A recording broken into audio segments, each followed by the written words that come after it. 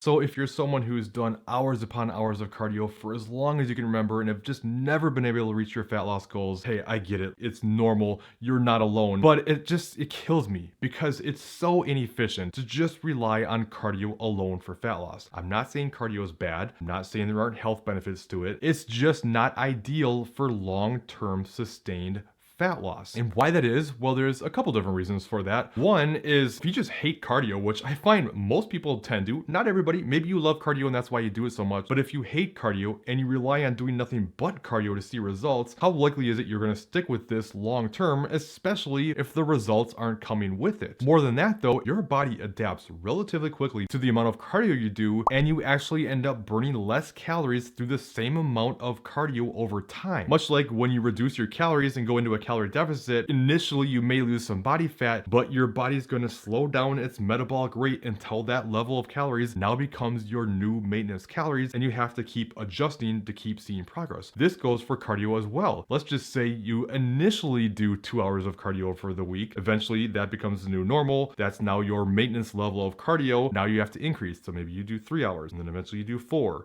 and then 5, and then 6, and pretty soon you're doing an hour every day. And now you're doing marathons, and you still can't lose weight because your body just keeps adapting. And when this does happen, what usually happens is you get so frustrated you can't see results. It's not worth my effort. Screw this. Now, not only are you eating a lot more, but you're also not doing all that extra cardio that your body's used to. And now you just start gaining weight like crazy because of how much your metabolism has slowed down and adapted to the higher cardio and less calories. So if a lot of cardio isn't the solution, what is the best solution for long-term fat loss success? And the answer to that is resistance training, because your body doesn't send the same signal as it does for cardio. Here's what I mean by signals. Cardio is a catabolic activity. It's going to break down things like fat and hopefully not, but possibly muscle and other things to use for the energy to fuel that exercise. Lifting is actually anabolic. So it sends signals to the body to build muscle, and this actually builds your metabolism and makes it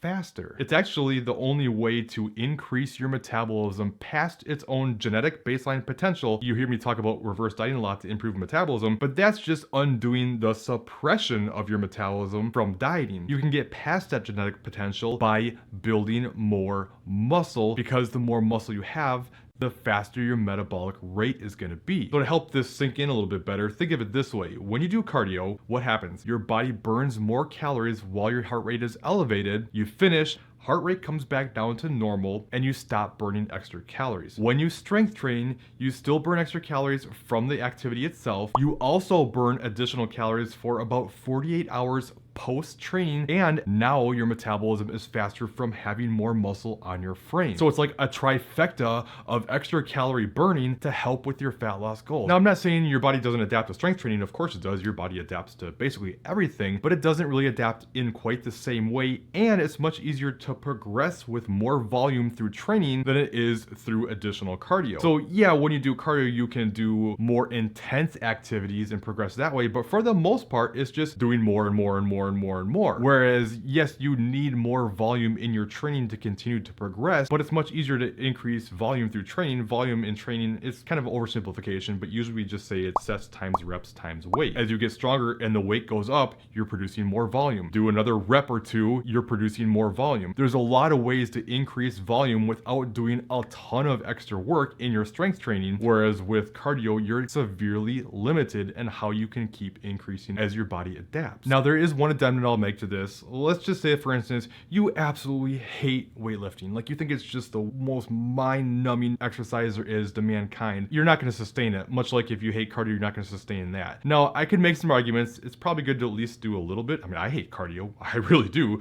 But I still do some just for the general health benefits that come with it. So I think you can at least suck it up and do it once or twice a week to get that benefit. It's really hard to not suggest what is literally the best thing you can do for fat loss. So many people people just feel like it's only for bodybuilders who want to get jacked and build tons of muscle. It's just not the case, and it's really hard to build a lot of muscle. It's not going to happen by accident if you're worried about getting big and bulky, unless you just accidentally take steroids and lift extremely hard for years. It's not going to happen super easy, trust me. And if you want that toned look, understand that toned is just basically more muscle and less body fat. But with all that being said, I'm not here saying that you won't have to do any cardio. Most people are going to have to do some to be able to reach their goals. So the question becomes how much cardio you should do, especially to really tap into that belly fat. Well, lucky for you, I have the answer to that question. You can check out in this top video next. Otherwise, I think you'll like this bottom video instead. I'll see you in that other video.